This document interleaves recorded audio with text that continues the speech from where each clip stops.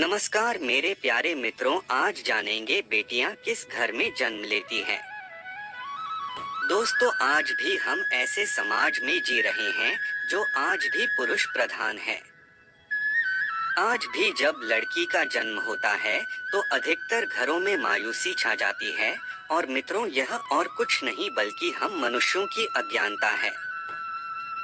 लड़की की पूछ समझते हैं, परंतु आपको जानकर हैरानी होगी, लड़की का जन्म हर किसी के घर में नहीं होता बल्कि उसी के घर होता है जो भाग्यशाली होते हैं और अपने अपने पुण्य कर्म अर्जित किए होते हैं। और आज हम आपको यही बताने जा रहे हैं कि भगवान कैसे घरों को लड़की का जन्म देने के लिए चुनते हैं और वह कौन से पुण्य कर्म है जिसकी वजह से कोई भी इंसान बेटी का माँ बाप बनता है।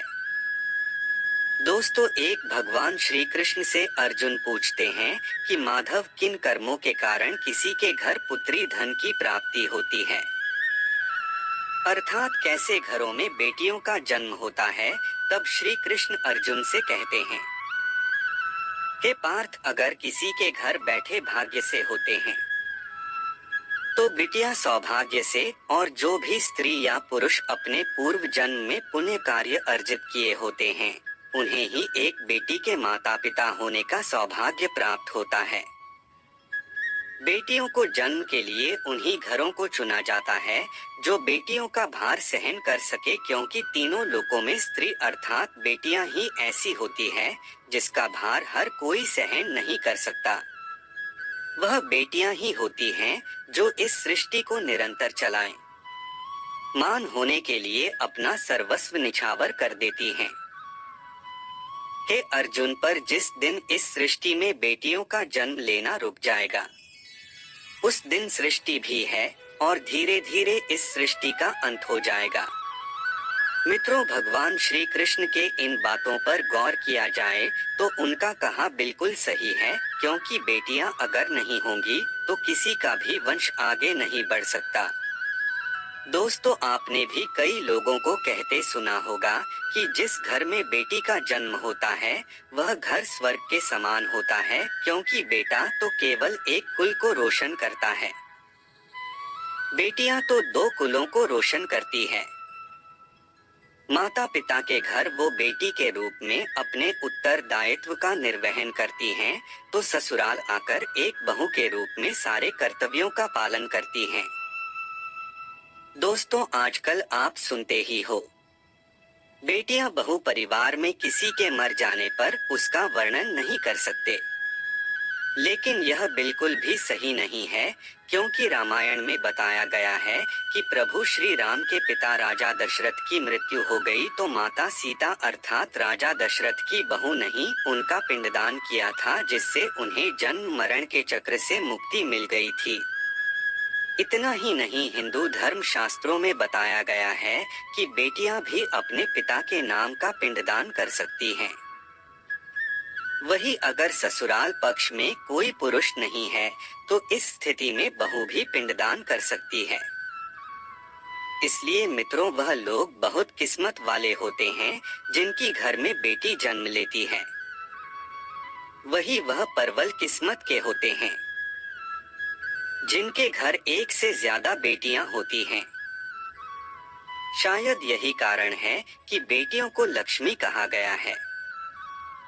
दोस्तों, बहुत से लोगों की सोच यही होती है, बेटी है तो बना समय गवाएं और इस पर पढ़ाई में पैसे लगाएं, जल्द से जल्द शादी कर दो। लेकिन यह सोच एक बेटी के भविष्य को बर्बाद कर देती है। जरा सोचिए, एक बच्ची के मन में कितने सपने होते हैं, उसे कुछ करना है लेकिन यह सपने सिर्फ सपने ही रह जाते हैं। इसलिए अपनी बेटियों को सपने पूरे करने देना चाहिए, उन्हें जीवन में हर वह खुशी दे जो उन्हें मिलनी चाहिए। एक बेटे से ज्यादा एक बेटी हमेशा अपने माता पिता के लिए सोचती है। माता पिता को प्यार और अपनापन बेटी ही दिखा सकती है। बेटी के जन्म को एक जश्न की तरह मनाना चाहिए। माता पिता को बेटी को हमेशा एहसास दिलाना चाहिए कितनी खास है बेटी है। क्या बेटी माता पिता के लिए बोझ होती? क्या मित्रों, बेटी कभी भी बाप पर बोझ नहीं होती। वह सिर्फ अपनी और अपने परिवार की किस्मत बनाने के लिए जन्म लेती है। एक कथा के अनुसार दो मित्र लंबे समय के बाद एक दूसरे से मिले। एक दोस्त ने दूसरे से उसका हाल पूछा तो जवाब में उसने कहा कि मेरे हाल तो एकदम बढ़िया है, और हो भी क्यों ना मेरे दो बेटे जो है। तभी वह अपने दोस्त से पूछता कि तेरे घर में कितने बच्चे हैं। दोस्त खुशी के साथ बताता है कि मेरे घर में दो बेटियां हैं। उसका दोस्त भगवान का शुक्रिया अदा करता हुआ कहता है कि मैं धन्य हूँ, मेरे घर बेटियां नहीं। यह सुनकर पिता की आंखों में आंसू आ गए।